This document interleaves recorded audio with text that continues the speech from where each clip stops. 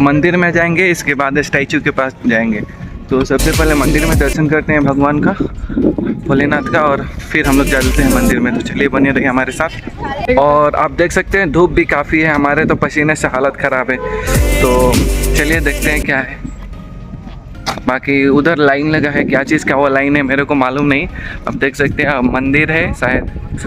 तो चलते हैं अंदर, देखते हैं क्या हो रहा है। तो सबसे पहले यहाँ आते ही शूज वगैरह निकालना होता है। तो हमें यहाँ एक झोला मिला है और उसके साथ टोकन भी मिला है। तो हम अपने शूज को उतारकर इस झोले में रखेंगे और इस झोले को इस स्टैंड पर रख देंगे। बाकी यह झोला हमें मंदिर के दूसरे गेट पर मिलेगा और ये सारी सेवाएं यहाँ पर फ्री है। तो स्टैचू के पास नाग मंडप होते हुए जाना होता है और धूप से हमारी पैर भी जल रहे हैं। और यह आप देख सकते हैं कि इतनी कड़ी धूप में भी इतना लंबा लाइन लगा हुआ है। नाग मंडप में तो मोबाइल ओपन करना अलाउ नहीं है क्योंकि यहाँ मेडिटेशन किया जाता है। बाकी हम यहाँ से बैठकर सामने का अद्भुत दृश्य को कैप्चर करते हैं।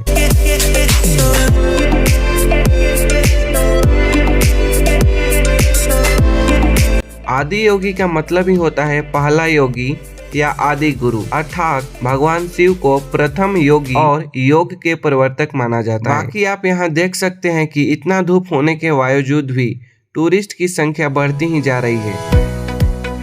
मैं तो इस प्रकृति के गोद में योगेश्वर स्वरूप के सामने बैठ ऐसा अनुभव कर रहा था जिसका वर्णन करना अकल्पनीय। चारों तरफ पहाड़ों और वादियों से घिरा हुआ यह स्थान वास्तविक में सुखद एवं मन को आनंद प्रदान करने वाला है। तो देर न करते हुए और हर हर महादेव बोलते हुए हम भी निकल पड़ते हैं वहां पर जाने के लिए। यहाँ पर आप देख सकते हैं कि नंदी महाराज की प्रतिमा है और उन्हीं के ठीक सामने एक और मंडप है जिसके अंदर योगेश्वर ज्योतिर्लिंग विराजमान है। इसके अंदर भी मोबाइल ले जाना अलाउ नहीं है और हमने भी यहाँ पर की मेडिटेशन। ईसा फाउंडेशन द्वारा बनाई गई भगवान शिव का यह आदि योगी प्रतिमा 112 फीट की है और यह स्टैचू बिल्कुल तमिलनाडु के कोयम्बतूर में स्थित फेमस ईसा योगा सेंटर की ही जैसा है। यहाँ पर आप यह देख सकते हैं कि आदि योगी मूर्ति की गले की माला को असली रुद्राक्ष से बनाया गया है और यह दुनिया की सबसे बड़ी रुद्राक्ष माला भी है जिसमें 1,08,000 रुद्राक्ष पिरोए गए हैं। पहाड़ियों और वादियों में घिरा हुआ भगवान का ये आदि योगी स्टैचू सदगुरु द्वारा चलाया गया, ईसा फाउंडेशन के द्वारा बनाया गया है। तो आप देख सकते हैं यहाँ पर कितने सारे विजिटर आए हैं यहाँ पर विजिट करने के लिए। चूँकि आज वीकेंड्स है ना, बेंगलोर में सैटरडे एंड संडे वीकेंड्स रहता है, तो वीकेंड्स पर काफ़ी लोग यहाँ पर विजिट करने आते हैं। आप देख सकते हैं काफ़ी लोग बेंगलोर के यहाँ पर आपको दिखने को मिल सकते हैं। और धूप से यहाँ पर ये पत्थर इतने जल रहे हैं कि पैर पर पूरा छाले निकल आए हैं क्योंकि धूप काफ़ी ज़्यादा है और हमारे पैरों का हालत बिल्कुल ही ख़राब है। तो हम लोग चल नहीं पा रहे हैं, क्या बोल सकते हैं, क्योंकि तो चलिए चलते हैं स्टैचू के पास। यहाँ पर आकर तो काफ़ी पीसफुल वाइब था और वहाँ पर ध्यान भी हो रहा था और मैं फाइनली भगवान भोलेनाथ के स्टैचू के एकदम पास हूँ और धूप अभी भी काफ़ी ज़्यादा है और काफ़ी ही अच्छा लग रहा है यहाँ पर। और इतना ज़्यादा धूप होने के बाद भी यहाँ पर टूरिस्ट की संख्या उतना ही रहता है। यहाँ पर हर रोज इतना ही टूरिस्ट आते रहते हैं और अभी हमें धूप के कारण पैरों से चलने में नहीं बन रहा है क्योंकि यहाँ की जो पत्थर है काफी ज्यादा हीट हो गया है। क्या आपको एक इंटरेस्टिंग बात बताऊं, इधर का जमीन है ये नहीं जल रहा है, पता नहीं क्यों। भगवान भोलेनाथ का चमत्कार है,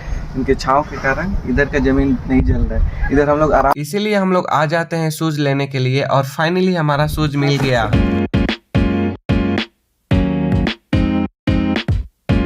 बाकी टूरिस्ट के लिए तो काफी अच्छा व्यवस्था यहाँ पर की गई है। कैंटीन से लेकर वॉशरूम, टॉयलेट वगैरह सब कुछ अवेलेबल है। यहाँ पर ईसा ट्रस्ट द्वारा कैंटीन भी चलाया जाता है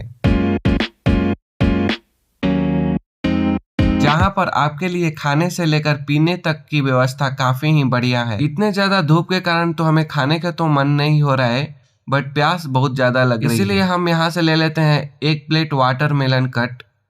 काफ़ी धूप है यहाँ पर और हमें अभी प्लान किया है कहीं और जाने के लिए, लेकिन देखते हैं अभी गाड़ी मिलता है या नहीं। और फाइनली हम निकल पड़ते हैं। नमः पार्वती पतये हर हर महादेव।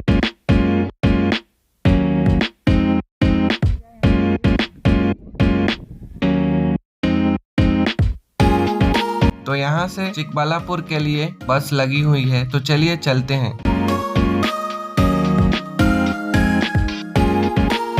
और ये देखिए यहाँ पर कितना अच्छा व्यूज आ रहा है।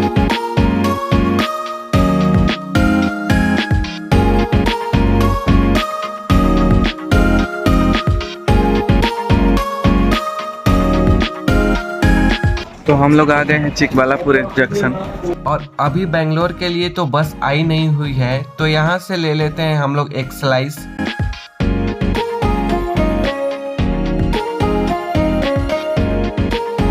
और फाइनली बस पकड़ निकल पड़ते हैं। और जैसे ही हम बेंगलोर में इंटर करते हैं कि हमें पता चलता है कि इधर तो सुबह से ही बारिश हो रहा है। और ये देखिए क्या मस्त मौसम हो रखा है इधर।